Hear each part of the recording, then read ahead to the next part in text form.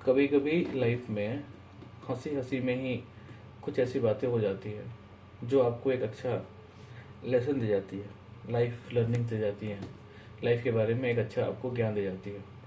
आज शाम की बात है, हम मैं बैठा हुआ था, फ्री था, सैटरडे था, वीकली ऑफ था हमारा, तो हम बैठे हुए थे। शाम को एक हमारे दोस्त है, कॉलेज के मित्र है हमारे, उनका फ़ोन आता है कि यार मन ठीक नहीं है, आओ शाम आओ फ्लैट पे बैठते हैं, कुछ बात करनी है। तो रिसेंटली अभी उनका स्टार्टअप था, उन्होंने स्टार्ट किया था, वो चला नहीं, बंद हो गया। जॉब छोड़कर उन्होंने अपना काम स्टार्ट किया था, वो चला नहीं था, सारे जो भी सेविंग्स थी लगा दिया था, काम चला नहीं तो मन दुखी होना ही है। मैं और मेरे दूसरे दोस्त, हम तीनों काफ़ी अच्छे क्लोज फ्रेंड हैं। हम उनके रूम पे पहुँचते हैं, उनके घर पे, वहाँ जाके बात होती है। परेशान तो होगा इंसान, किसी ने अगर किसी उम्मीद से कोई काम स्टार्ट किया, काम ना चला तो परेशान होना लाजमी है। बातों बातों में जो मित्र थे तीसरे वाले जो मेरे साथ गए थे, उन्होंने एक बहुत अच्छी बात कही। इस बातों को इस चीज़ को तो हम लोगों ने कई बार सुना है, कई लोगों के मुंह से सुना है, कई बार सुना है, कई उपदेशों में, कई विद्वानों के मुंह से सुना है, लेकिन आज जिस परिस्थिति में उसको सुना, वो बातें बिल्कुल दिल को छू गई। वो उन्होंने एक बात बताई कि पता है, इंसानी जीवन में ना बस तीन ही चीज़ें होती हैं, उसके अलावा चौथी कोई चीज़ नहीं होती है। एक होता है आपका प्रारब्ध, यानी आपकी डेस्टिनी, है ना। दूसरा होता है आपका भाग्य, आपका लक। और तीसरा होता है आपका पुरुषार्थ, यानी आपका एक्शन, आपका कर्मा। इसके अलावा कोई चौथी चीज़ होती ही नहीं है लाइफ में। जैसे मान लीजिए, मैं आपको ऐसे एग्जांपल देकर समझाता हूँ, मैं नहीं बोल रहा हूँ एक्चुअली, मैं उन्हीं के वर्ड्स को यहाँ बता रहा हूँ मैं। उन्होंने एग्जांपल दिया एक फार्मर का। उन्होंने बोला, सपोज आप एक फार्मर हैं, आपको खेती करने के लिए, इरिगेशन करने के लिए आपको एक लैंड चाहिए, ठीक है। मिट्टी की आपको ज़रूरत पड़ेगी। मिट्टी की क्वालिटी कैसी होगी? मिट्टी हार्ड क्वालिटी है, सॉफ्ट है, पीली है, काली है ना, बंजर है, वो आपके हाथ में नहीं है। आपको एक ज़मीन का टुकड़ा मिला है जिस पे आपको इरिगेशन करना है, उसकी मिट्टी कैसी है वो आपके कंट्रोल में नहीं है, वो आपको मिला है, यानी वो आपका प्रारब्ध था। ईश्वर ने आपके संचित कर्मों के हिसाब से आपको चीज़ दी रखी है कि ये तुम्हारा, ये हम तुम्हें दे रहे हैं, बिना किसी कर्म के तुमको दे रहे हैं, ये तुम्हारा प्रारब्ध है। यानी कि तुम किस घर में पैदा हुए, क्या कर रहे हो, है ना। अंबानी घर में पैदा हुए या किस घर में पैदा हुए, तुम्हारे माता पिता कौन है, तुम्हारे भाई बंधु कौन है, ये तुम्हारा प्रारब्ध है। अब आता है भाग्य। अब मिट्टी की क्वालिटी थी आपका प्रारब्ध, उसमें मिट्टी हार्ड है, सॉफ्ट है, वो आपके हाथ पे नहीं है। दूसरा होता है भाग्य। आपने इरिगेशन किया, आपने फसल लगाई, है ना। मौसम कैसा रहेगा, बारिश होगी नहीं होगी, धूप निकलेगी नहीं निकलेगी, धूप खिलेगा नहीं खिलेगा, ये सब ऊपर वाला डिसाइड करता है। इसमें आप कुछ नहीं कर सकते, आपके हाथ में कुछ भी नहीं है।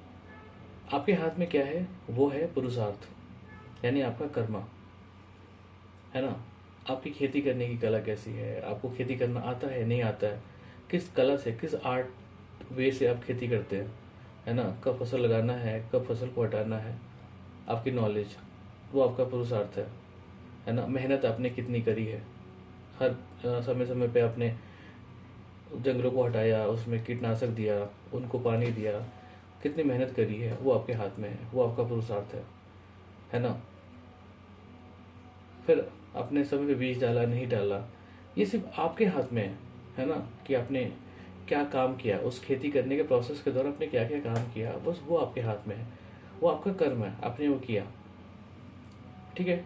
अगर मान लो आपने पुरुषार्थ ही नहीं किया होता, यानी आपने उस खेत में बीज ही नहीं डाला होता, अगर आप स्टूडेंट हैं या मान लो अगर आप जॉब में हैं, आपने स्टडी नहीं करी होती, आपने मेहनत नहीं करा होता, उस किसान की बात कर लेते हैं, अगर वो किसान है, उसने बीज ही नहीं डाला होता, देखभाल नहीं करी होती, है ना, कीटनाशक नहीं डाला होता, तो उसका जो प्रारब्ध और भाग्य दोनों तो बेकार चले जाते ना।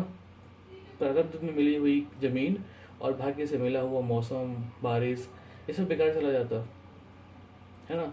लेकिन अगर उसने प्रारब्ध किया होता, लगातार पुरुषार्थ किया होता, अगर उसने लगातार पुरुषार्थ किया होता, तो वो मिट्टी थोड़ी हार्ड होने के बाद भी जैसे तैसे कुछ ना कुछ फसल उसको मिल ही जाता। मौसम थोड़ा खराब भी होने के बाद भी कुछ ना कुछ तो हार्वेस्ट मिल ही जाता उसको। तो ये बात बिल्कुल दिमाग में बैठ गई ना कि यार आपका भाग्य कुछ भी हो, आपका पुरुषार्थ कुछ भी हो, सॉरी आपका भाग्य कुछ भी हो और आपका प्रारब्ध कुछ भी हो, अगर आप पुरुषार्थ नहीं करोगे, आप कर्म नहीं करोगे, तो वो दोनों चीज़ें यूजलेस होंगी, बेकार हो जाएंगी। आपको ईश्वर ने कोई चीज़ दिया है और कोई चीज़ दे रहा है, जब तक आप पुरुषार्थ नहीं करोगे, कर्म नहीं करोगे, आप उन चीज़ों को इनकैश नहीं कर पाओगे। ये चीज़ें अब समझ में आ रही हैं। इसीलिए कहा जाता है कि जो कर्म है ना वो बहुत ज़रूरी है। इवन कृष्ण जी अपनी गीता में भी बोला है कई बार कि कर्म ही ज़रूरी है। हर जगह अगर आप वैदिक को देखो तो कर्म की महत्ता हर जगह पे है। कर्म करेंगे तो चीज़ें कुछ ना कुछ तो मिलेंगी। प्रारब्ध की चीज़ें तो भोगनी ही है, लेकिन भाग्य के द्वारा जो मिली हुई चीज़ें हैं, कर्म करने वालों को, पुरुषार्थ करने वालों को देख के ईश्वर भी द्रवित होते हैं। बाकी ठीक है यार, मतलब मुझे अच्छा लगा तो मैंने बता दिया। बस यही है कि कभी कभी लाइफ में छोटी छोटी बातें भी बहुत बड़ा एक मीनिंग लेके चलती हैं। बाकी महाकाल जो चाहेंगे वो होगा। जय महाकाल।